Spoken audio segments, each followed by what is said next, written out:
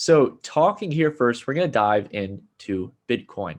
This is the most predominant cryptocurrency. It is the first ever cryptocurrency ever created. And a lot of people are curious about what Bitcoin really is at the end of the day. Basically, what kind of value does it offer? What can you do with Bitcoin?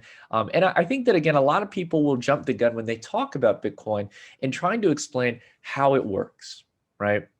And the reason why, for me personally, it's not that you shouldn't go out there and research it. If you're interested in understanding how Bitcoin works as a network, we will talk about some of the basics here today. But trying to dive too deep into it, it's the same kind of irrationality as me trying to explain how we're doing video calls right now or how you send a message over Facebook.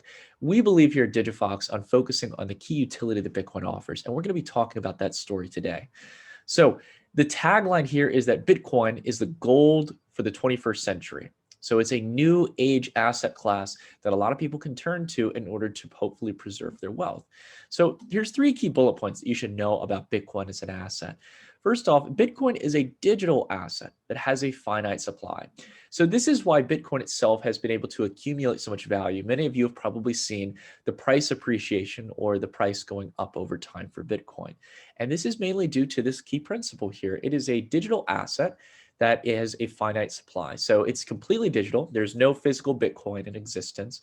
It's all basically an online ledger in this case of who owns certain amounts of Bitcoin, as we'll dive a little bit later into the technology of blockchain.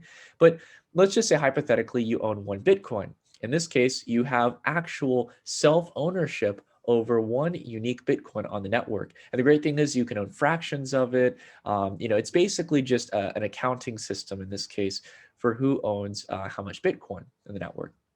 And the great thing about it is that its supply is finite. So that there's basically a cap supply of 21 million coins, meaning that there will never be more Bitcoins created outside of those 21 million coins. And we already have the vast majority of them already created, around 18 million in circulation right now.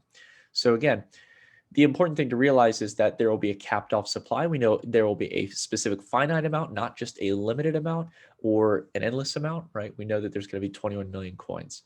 Again, don't worry though, in this case, if you don't have 30 something thousand dollars like Bitcoin's price is now, you can always buy fractions of a Bitcoin, as we'll talk a little bit about later. So second off here is that Bitcoins can be used for a few simple things, and that is that they can be held. So you can hold on to Bitcoin, and in most cases, people do this in order to see whether or not price appreciates over time, or possibly it could depreciate as well. Along with that as well, you can send it and receive it. So you can send it to a friend, in this case, if you're paying for something, or you can receive it as income from someone else. You can make donations and tips with Bitcoin. You can use it to transfer money across the globe if you're doing remittances from one family member to another. A lot of major banks and technology companies will utilize Bitcoin in order to send value across the world for much cheaper. So there's a few different use cases here for Bitcoin overall, but the biggest aspect that most people turn to Bitcoin for is to hold Bitcoin. And it sounds a bit counterintuitive here because many people think, wait a minute, Bitcoin is a cryptocurrency. Wouldn't it be used for, per se, transactions I would use cash for or use my debit card for? And there's a lot of stores across the world that actually do accept Bitcoin as payments in some way, shape, or form. However, most people are holding on to Bitcoin due to its limited and finite supply property that we talked about in the first point, because this actually helps it appreciate in price. And we'll dive a little bit more into this as we go throughout the presentation here. And the last aspect here is that Bitcoin is an openly accessible network controlled by no central entity, right? So what do I mean by this? I know it sounds a bit confusing. Basically, we have to start off by thinking about how most of traditional finance works, practically all of traditional finance. Traditional finance involves working with some type of bank or payment processor. So if I want to send, virtual money from my bank account to your bank account, maybe in dollars or in euros, or I want to pay for a good or service on Amazon if I'm buying, some kind of product for my family, all these things that we do in the digital world of finance come through some type of intermediary or bank at the end of the day. And the problem with this is that it comes with a lot of costs. It comes with a lot of overhead when you're just trying to send payments to people. And outside of this as well, at the end of the day, you're not working in a permissionless environment. You're always working through some type of actor who needs to give you permission to process that payment.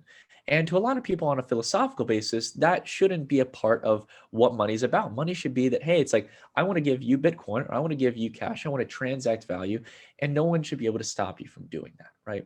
And that's the beauty about Bitcoin as a technology, is that it's openly accessible for anyone. There are no closed doors. There is no credit checks or requirements to use Bitcoin. It's open to anyone across the world. It basically is a bank account, almost a what many people call a Swiss bank account for a lot of people across the globe to preserve their wealth, similar to how they would with something like gold. So it's very, very exciting.